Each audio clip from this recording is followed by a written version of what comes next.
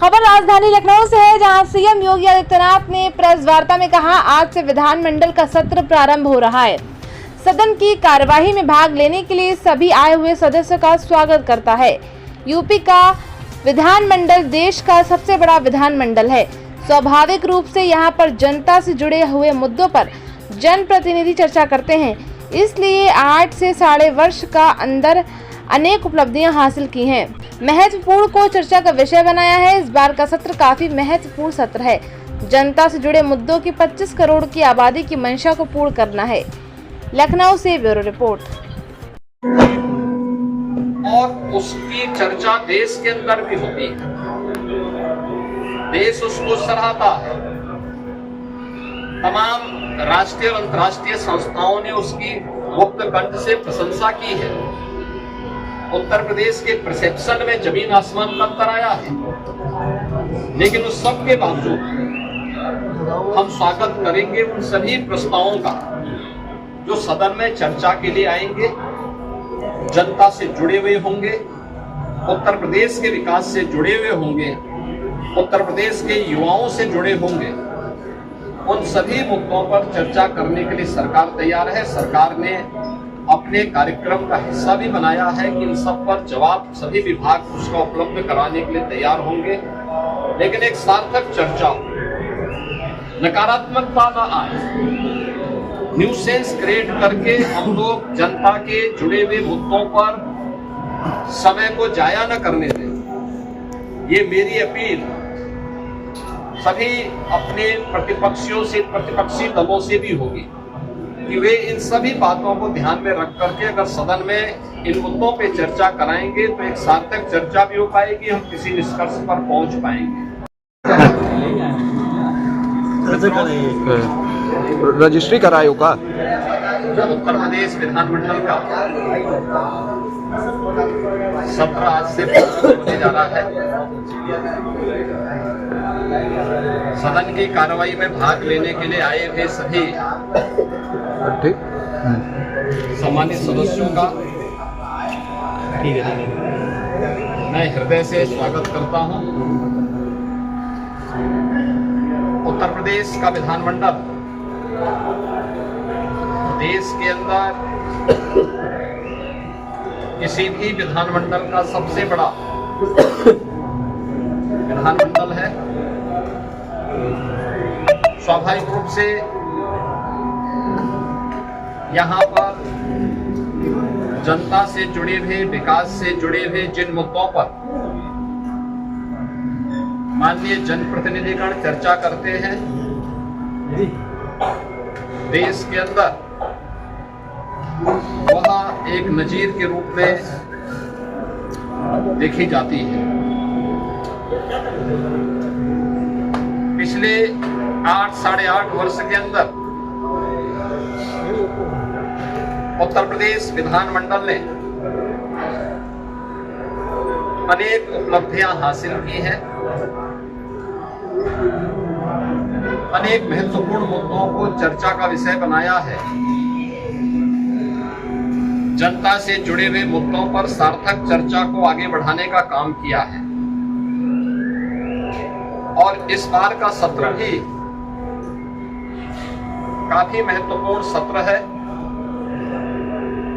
इसमें जनता से जुड़े हुए मुद्दों को लेकर 25 करोड़ की आबादी की आकांक्षाओं को पूरा करने के उद्देश्य से विधायिका की भूमिका किस रूप में आगे बढ़ती है, इन सब पर बहुत महत्वपूर्ण एजेंडे के साथ हम लोग इस सत्र में, यहाँ पर मानसून सत्र में यहाँ पर उपस्थित हुए हैं। आज से सत्र प्रारंभ होगा, तो सत्र प्रारंभ होने के साथ ही क्वेश्चन आवर, जिसमें माननीय सदस्यों के द्वारा जनता से जुड़े हुए महत्वपूर्ण मुद्दों को प्रश्न पूछे जाएंगे, 0 आवर में अपनी बातों को रखा जाएगा और सरकार की तरफ से उन सब का एक सार्थक जवाब भी उपलब्ध करवाया जाएगा। इसके साथ ही अन्य महत्वपूर्ण मुद्दों पर मानसून सत्र है तो स्वाभाविक रूप से बाढ़ से जुड़े हुए मुद्दे भी उठ सकते हैं। इसके अलावा अत्यधिक बारिश के कारण जल जमाव से जुड़े हुए मुद्दे भी उठेंगे। सरकार के स्तर पर क्या कार्रवाई हो रही है, स्वास्थ्य से शिक्षा से जुड़े हुए मुद्दों पर सरकार ने पिछले 8 साढ़े 8 वर्ष के अंदर जो कुछ भी किया है, इन सब मुद्दों पर भी परिचर्चा होगी। यह सत्र इस बार का इसलिए भी महत्वपूर्ण होगा कि आदरणीय प्रधानमंत्री जी की प्रेरणा से देश की स्वाधीनता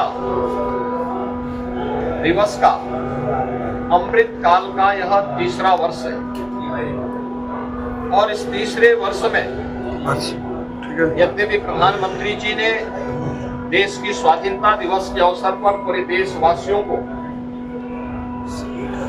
विकसित भारत के साथ जुड़ने का आह्वान किया था। विकसित भारत, विकसित उत्तर प्रदेश, आत्मनिर्भर भारत, आत्मनिर्भर उत्तर प्रदेश। विकसित उत्तर प्रदेश और आत्मनिर्भर उत्तर प्रदेश के लिए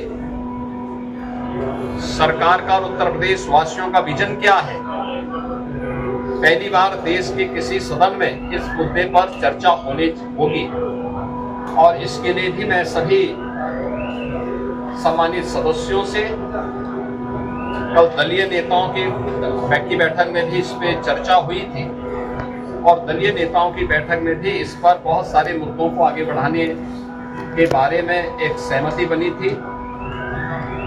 13 और 14 अगस्त को लगातार 24 घंटे तक उत्तर प्रदेश विधानमंडल में इस पे चर्चा होनी है और चर्चा के बाद सरकार के द्वारा कैसे इस विजन डॉक्यूमेंट को नीति आयोग के मार्गदर्शन में विशेषज्ञों के सहयोग के साथ आम जनता के साथ साथ हर तबके के नागरिकों की सहभागिता इसमें सुनिश्चित हो, इसको लेकर के विस्तृत कार्य योजना की घोषणा भी हम लोग सदन में करेंगे और उस कार्यक्रम को आगे बढ़ा करके आगामी 25 वर्ष की कार्य योजना को लेकर के सरकार अपने विजन को सदन के पटल पर रखेगी और उस कार्यक्रम को एक समय सीमा के अंदर तैयार करते हुए विकसित भारत, विकसित उत्तर प्रदेश के इस संकल्प को आगे बढ़ाने की चर्चा का केंद्र बिंदु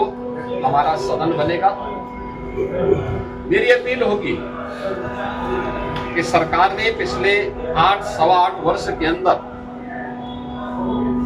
प्रदेश के विकास को लेकर के, प्रदेश की अर्थव्यवस्था को लेकर के, प्रदेश के इंफ्रास्ट्रक्चर को लेकर के, प्रदेश में गरीब कल्याण को लेकर के, समाज के हर एक तबके को लेकर के, क्या गांव है, क्या गरीब है, क्या किसान है, क्या श्रमिक है, क्या युवा है।